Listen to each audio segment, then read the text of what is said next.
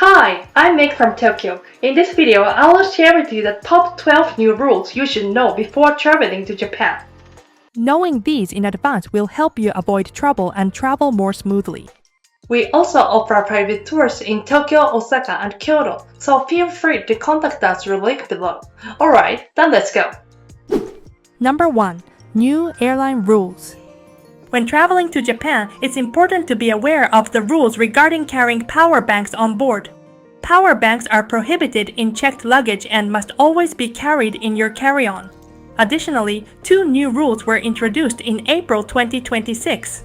First, the number of power banks you can bring on board is now limited to 2 per person. Second, and most importantly, using or charging power banks on the plane is now prohibited. You cannot charge smartphones or other devices using a power bank, nor can you charge the power bank itself. You also need to be careful about how you store them. To prevent short circuits, cover the terminals with tape or keep the power bank in a separate case or bag. There are also rules about where to store them on the plane. Do not place them in the overhead compartment. Always keep them within easy reach, such as in your bag under the seat or in the seat pocket. This is to ensure that you can respond quickly in the unlikely event of a fire.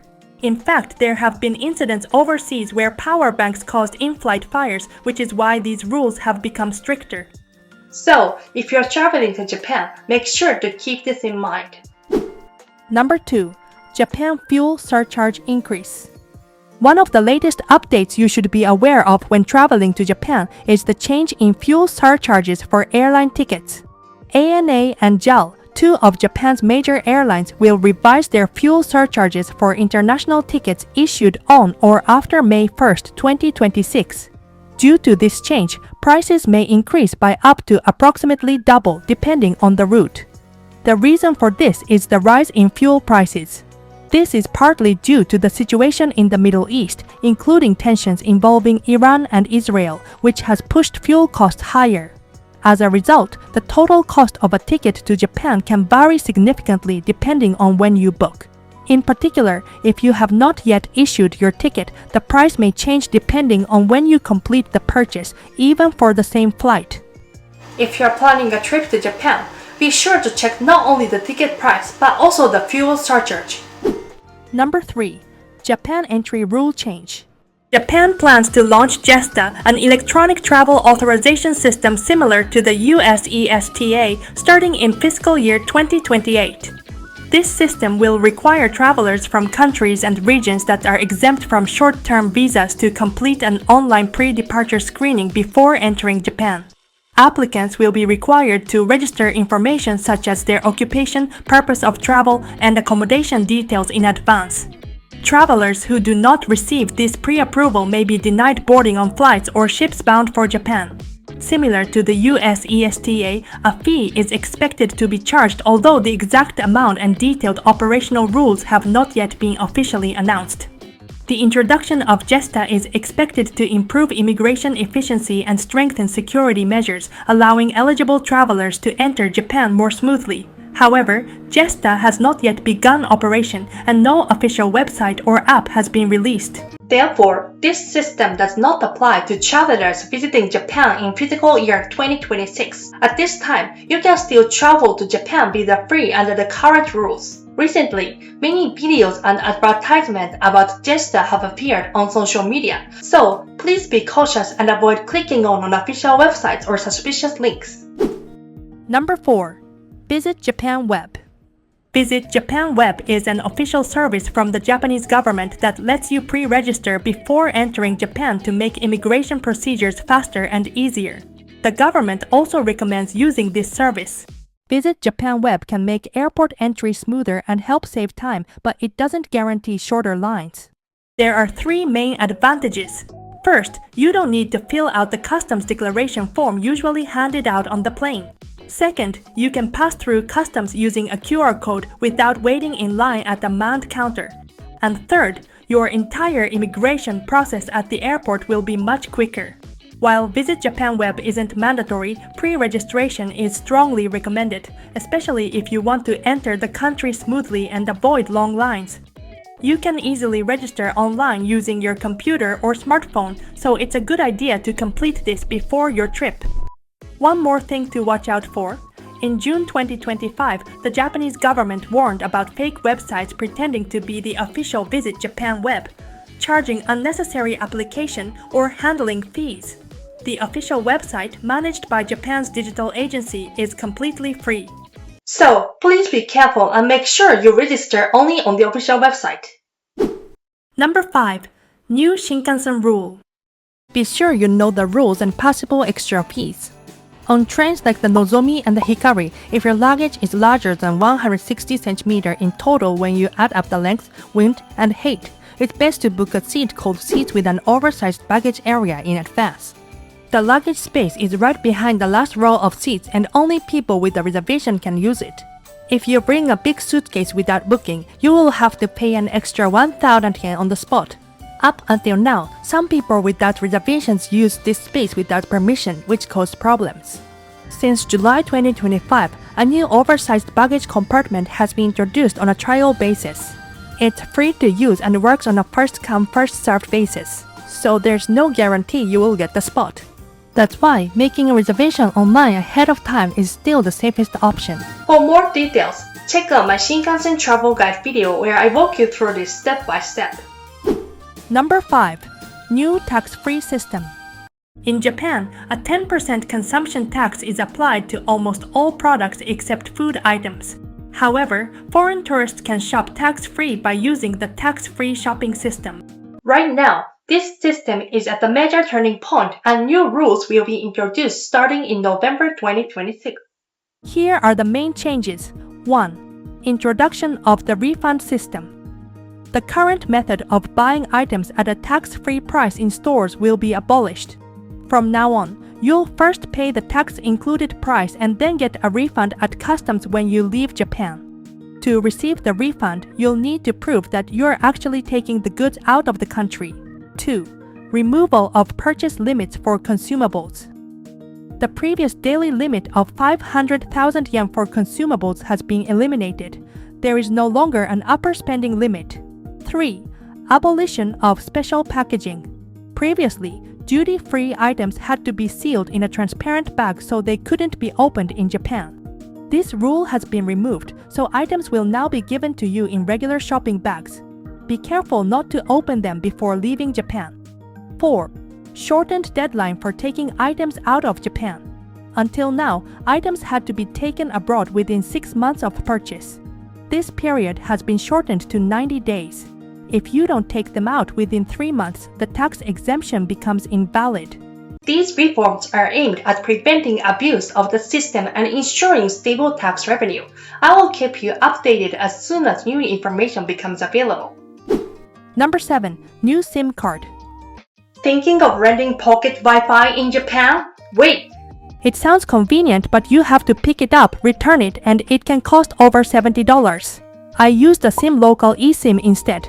It runs on Japan's au network, which is one of the most widely used networks, so it's fast and reliable. And it comes with unlimited data, which honestly made a huge difference. And having internet right away made everything easier.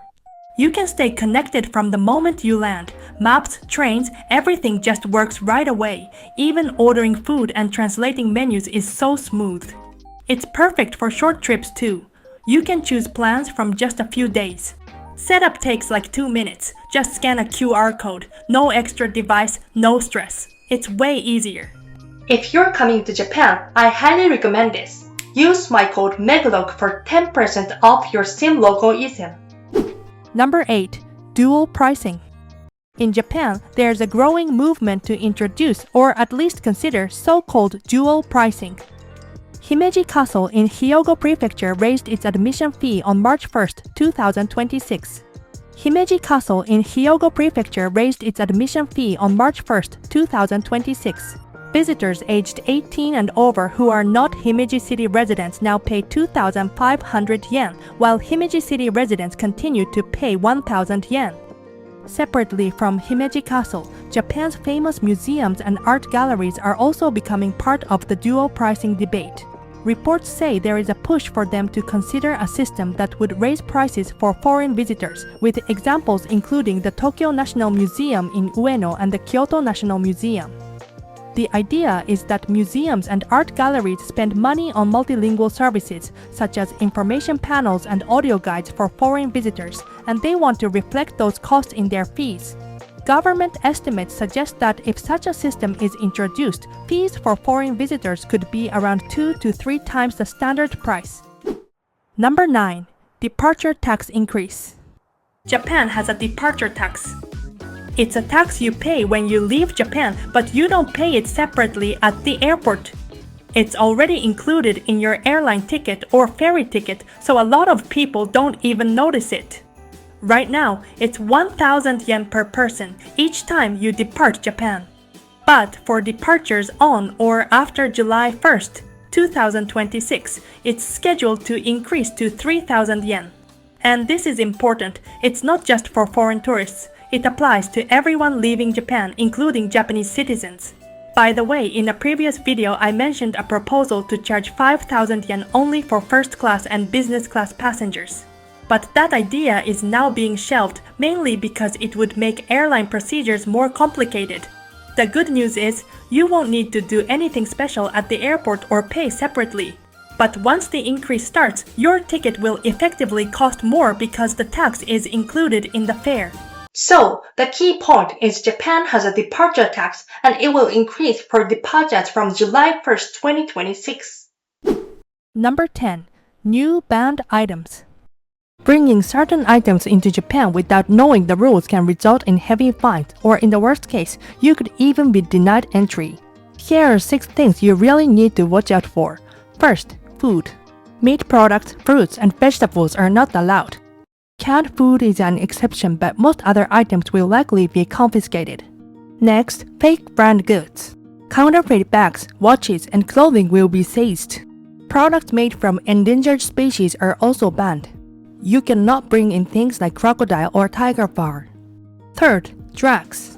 Even if they are for medical use, you cannot bring them in without prior approval. For cash and gold, if you are carrying more than 1 million yen in value, you must declare it at customs. Lastly, weapons and self-defense items. Knives, stun guns, and sprays are not allowed in your carry-on. If you are bringing kitchen knives, they must be packed in your checked luggage.